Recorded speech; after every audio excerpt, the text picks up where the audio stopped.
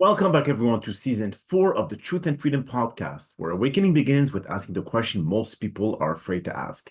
I'm your host, Dr. Dan Amzalag, and this is not just another podcast. This is a journey into awareness, courage, and truth. So, most relationships don't end because love disappears. They end because truth was postponed, because honesty was delayed in the name of harmony, attraction, or fear of loss. So in the beginning, people don't lie loudly. They soften, edit, and withhold. They minimize needs, ignore misalignments, and tell themselves it will work out itself later. But later is where unspoken truth collects interest. So early stage of connection are often driven by chemistry and hope can be intoxicating. It makes you overlook what doesn't quite fit.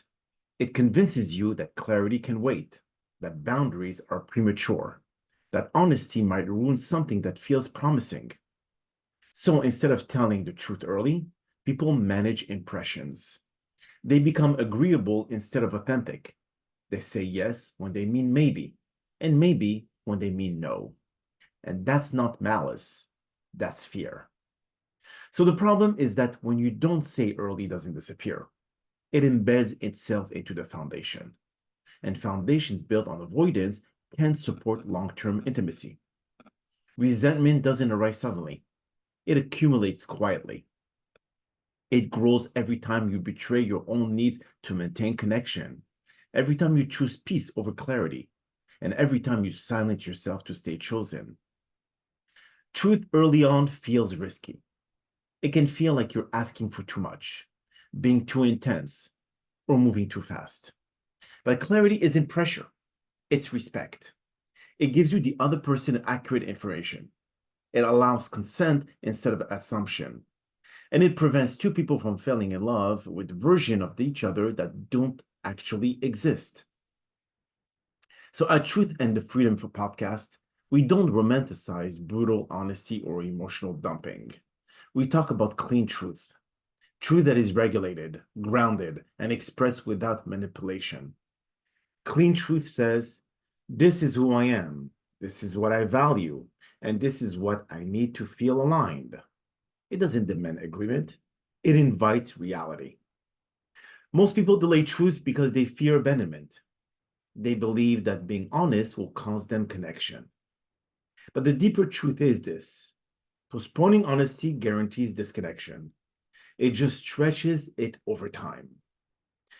You can either risk losing someone early by being real, or lose yourself slowly by pretending.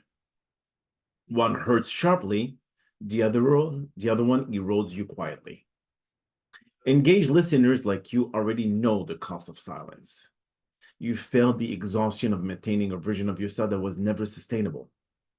You've experienced the confusion that comes when resentment replaces desire and obligation replaces choice.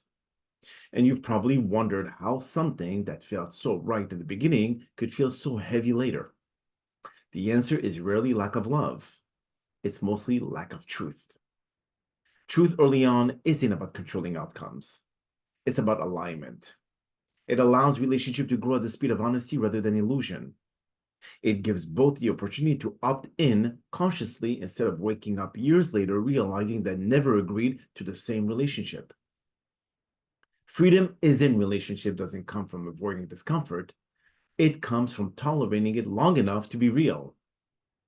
When you tell the truth early, you reduce the need for this defensiveness later.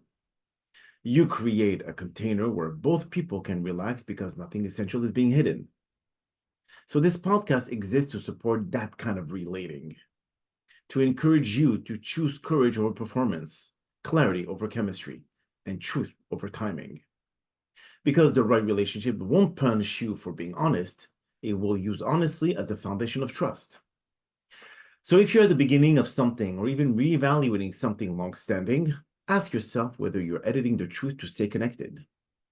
Ask what you're postponing saying and why. Not to force an outcome, but to reclaim alignment. Because relationships don't fail from too much truth.